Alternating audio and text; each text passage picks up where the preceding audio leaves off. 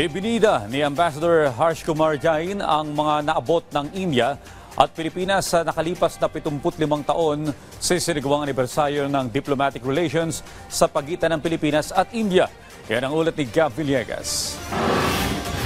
Ipinagdiwang ng Indian community dito sa Pilipinas ang ika-76 na Republic Day ng bansang India, kasabay ng ika-75 anibersaryo ng diplomatic relations sa pagitan ng Pilipinas at India. Dumalo sa okasyon sina Indian Ambassador to the Philippines Harsh Kumar Jain, Foreign Affairs Secretary Enrique Manalo, Tourism Secretary Cristina Frasco, National Security Advisor Eduardo Año, iba pang mga matataas na opisyal ng pamahalaan, mga miyembro ng Diplomatic Corps at mga miyembro ng Indian community. Sa kanyang talumpati, ibinida ni Ambassador Jain ang mga naabot ng India at Pilipinas sa nakalipas na 75 taon. Kabilang dito ang kooperasyon sa larangan ng depensa, kalakalan, pamumuhunan, infrastruktura at marami pang iba. Binanggit ni Ambassador Jain na umabot sa $3.5 billion ang naging bilateral trade sa pagitan ng Pilipinas at India at patuloy rin ang paglago pagdating sa investment. Our collaboration in the IT/BPM sector has become a successful example of mutually beneficial collaboration. Ibinahagi ni Foreign Affairs Undersecretary Maria Helen de la Vega na matagal na ang relasyon ng Pilipinas at India, buhat pa noong hindi pa dumadating ang impluensya ng Islam at nasakop ang bansa ng mga dayuhan. Ibinahagi rin ng opisyal na tumaas ang two-way trade at tourism sa pagitan ng dalawang bansa.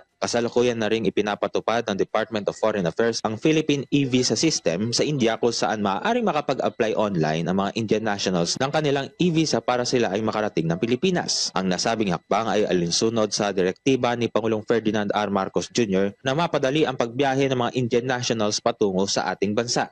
We also remain committed to strengthening our economic partnership.